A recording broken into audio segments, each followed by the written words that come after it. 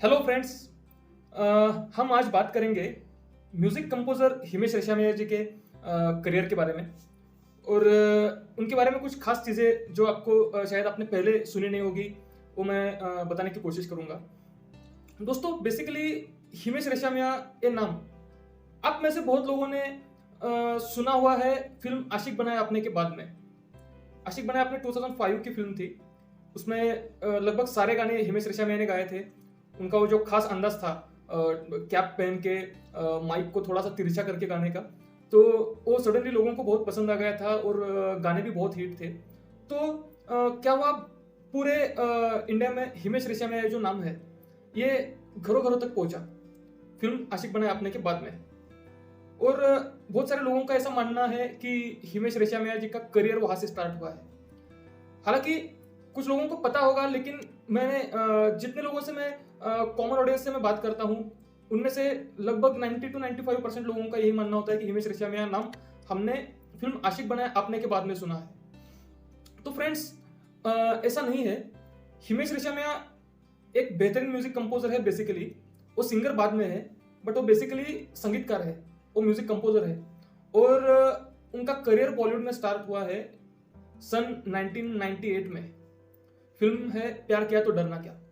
प्यार किया तो डरना क्या क्या जो म्यूजिक है वो हिमेश रेशमिया ने किया हुआ था। और उसमें कुछ गाने साजिद वाजिद ने किए थे, लेकिन मोस्टली हिमेश रेशमिया का म्यूजिक उसमें था। और वहां से उनका करियर जो है स्टार्ट हुआ है। और दोस्तों, हिमेश रेशमिया के करियर के बारे में अगर हमको बात करनी होगी तो उसको हमको एक तो दो फेजेस में बात करनी पड़ेगी, जितना मैंने स्टडी किया है उनके बारे में। एक है आफ्टर 2005, जब हिमेश जी ने सिंगिंग में भी अपना जो बोलते हैं लक आजमाया। और 2005 के पहले जब वो सिर्फ म्यूजिक कंपोजिशंस करते थे और सिर्फ एज ए म्यूजिक कंपोजर वो काम किया करते थे। तो हिमेश रेशमिया का जो म्यूजिक रहा है, उनके जो कंपोजिशंस रहे हैं, उसके बारे में हम सबसे पहले बात करेंगे। बाद में एज ए सिंगर उनका जो करियर है उसके बारे में बात करेंगे।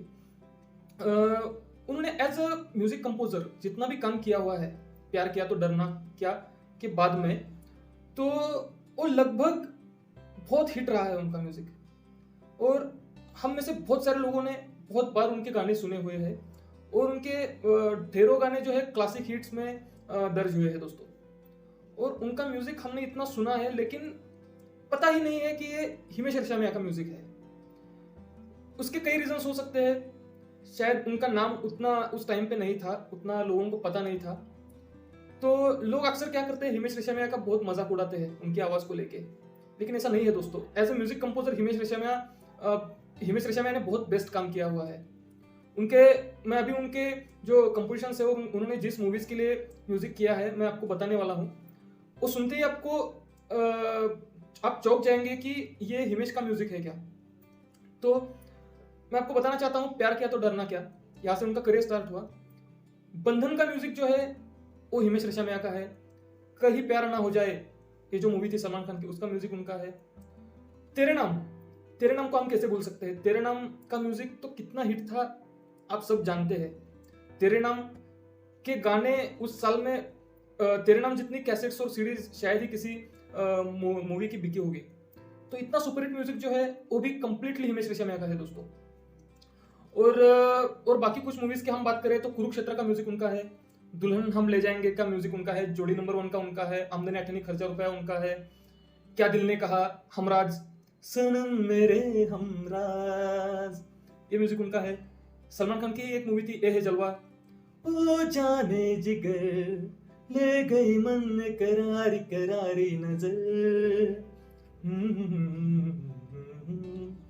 ये म्यूजिक उनका है। चुरा लिया है तुमने करके एक मूवी आई थी, उसका म्यूजिक उनका है। फुटपाथ मूवी का म्यूजिक उनका है। रन मूवी का म्यूजिक उनका है। बर्दाश्त उनका है।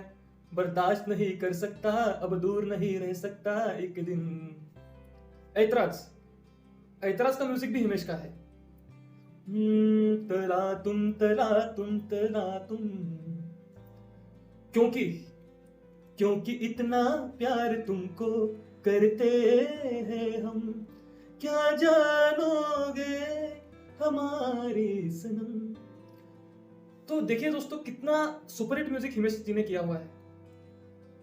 तो उनका जो म्यूजिक है, हम उनका यदि रेट निकाले हिट में, तो 70 to 80% उनका जो काम है वो हिट रहा है एज अ कंपोजर। तो बाद में 2005 के बाद में उन्होंने क्या किया, हालांकि तब तक उनका नाम बहुत सारे लोगों को पता नहीं था, इसलिए तो हम अभी एपिसोड कर रहे हैं। 2005 के बाद में उन्होंने थोड़ा खुद के स्टाइल में चेंज किया।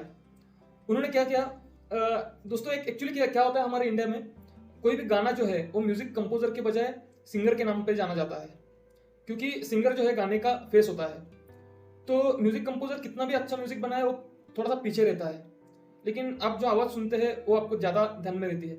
हिमेश रेशमिया ने क्या किया, उन्होंने थोड़ा सा सिंगिंग में ट्राई करना शुरू किया उसके बाद में, और आशिक बनाया के बाद में लगभग अभी तक वो गा रहे हैं। लेकिन जो उस टाइम पे 6 से 7 सालों तक तो पूरे फिल्म में जितने भी गाने हुआ करते थे सारे वो खुद गाते थे। हालांकि उन गानों का भी म्यूजिक उन्होंने खुद किया हुआ है। एज अ कंपोजर यदि आप देखोगे तो उनके कंपोजिशंस काफी कमाल के होते हैं दोस्तों। यानी कोई भी इंसान गुनगुना सकता है, आप कहीं पे भी जाओ उनके गाने आपको सुनाई देंगे, गली में चौराहे पर सुनाई देंगे। उनके गाने से जाके कहीं पे टीवी पे बजाने की जरूरत नहीं हो, अपने आप बजते हैं, ग्राउंड लेवल पे अपने आप पहुंचते हैं, क्योंकि उनके म्यूजिक में एक सादगी है जो कॉमन ऑडियंस जो रहता है, जिसकी वजह से कोई चीज हिट या फ्लॉप होती है। तो वो कॉमन ऑडियंस की हिमेश जी को बहुत अच्छी समझ है, ऐसा मैं मानता हूँ।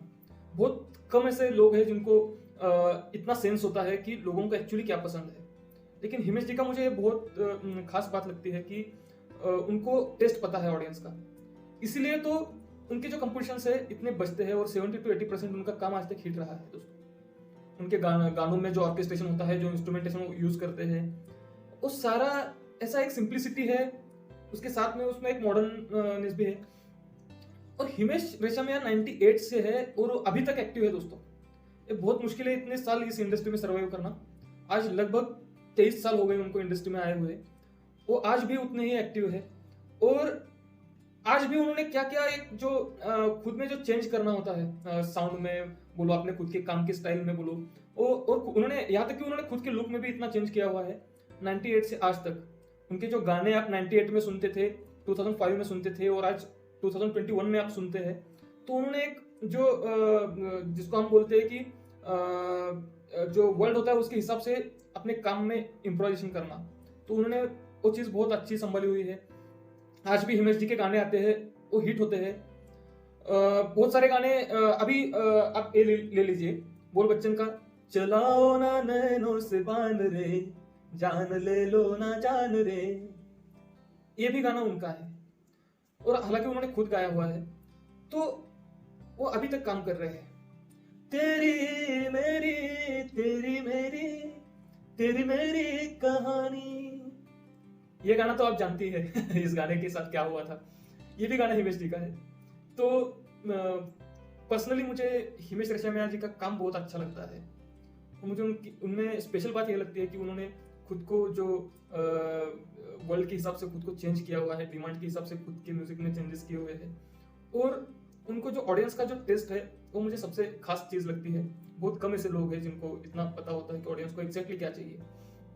दोस्तों, बहुत मुश्किल है इतना खुद का काम इतना मार्केट करना, या लोगों को भी वो पसंद आना चाहिए। ये चीज़ होने में बहुत जिसको बोलते हैं लक भी लगती है, और खुद की समझ भी लगती है।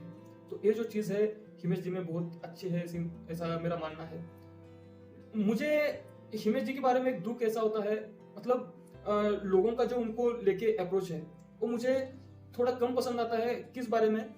क्योंकि हिमेश जी का बहुत सारा मजाक उड़ाया जाता है उनके 2005 के बाद के काम को लेके। अभी उन्होंने काम बहुत अच्छा किया हुआ है, वो खुद सिंगर बन गए, ये बात अलग है, लेकिन काम उनका बहुत अच्छा है। और क्या है कि लोगों को एक्चुअली उनके बैकग्राउंड का पता नहीं, उनका पहले का जो काम है वो बहुत सारे लोगों ने सुना नहीं है, इसलिए हिमेश रेशमिया एक्चुअली क्या आर्टिस्ट है बहुत सारे लोगों को एक्चुअली मालूम नहीं है।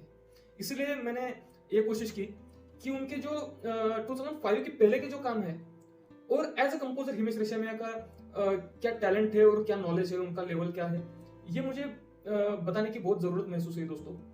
क्योंकि बहुत एक्चुअली क्या होता है, ऑडियंस में बहुत सारे लोगों को किसी आर्टिस्ट के बारे में पूरी जानकारी नहीं होती है। कोई एक पार्ट उसका उठा लेते हैं, किसी की आवाज़ थोड़ी-सी आपको पसंद नहीं भी आई, तो भी उसका जो बैकग्राउंड है, उसका जो टोटल करियर ग्राफ है, उसको हमको एक बैलेंस्ड नज़रिए से देखना होता है। जैसा हिमेश जी के बारे में हुआ, उनका जो एज़ अ कंपोज़र जो टैलेंट है, उसको आप नज़रअंदाज नहीं कर सकते दोस्तों। और मैं दावे से कह सकता हूँ कि मैंने जो आज आपको इन्फॉर्मेशन दिया है, वो आपने शायद ही पहले सुना हुआ था, और आप में से बहुत सारे लोगों को ये पहली बार शायद पता चल रहा है कि तेरे नाम जैसा म्यूजिक हिमेश रेशमिया का है, या ऐतराज या क्योंकि जैसा म्यूजिक हिमेश रेशमिया का है। और एक हिट गाना कैसे भूल सकते हैं, चांदी की डाल पर सोने का मोर, ता ना ना ना ना ना ना ना ना। इस गाने के बजाय तो आजकल दे अंडे होती नहीं है, ये भी गाना हिमेश रेशमिया का है।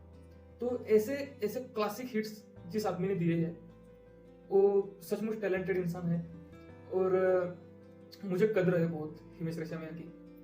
उनका म्यूजिक बहुत अच्छा है, वो ऐसे ही म्यूजिक बनाते रहे, ऑडियंस के लिए और अच्छे अच्छे अच्छे ट्यून्स बनाते रहे, और हमको अच्छा म्यूजिक सुनने को मिले, यही मैं दुआ करता हूँ दोस्तों। और आज यही पे रुकता हूँ। और यदि आपको मेरी इन्फॉर्मेशन जो है नई और अच्छी लगी होगी, तो मुझे कमेंट में ज़रूर बताइएगा। और आप नेक्स्ट कौन से म्यूजिक डायरेक्टर के बारे में मुझसे सुनना चाहते हो, वो भी आप मुझे बताइएगा। मैं ज़रूर कोशिश करूँगा आपकी डिमांड पूरा करने की। धन्यवाद, थैंक यू।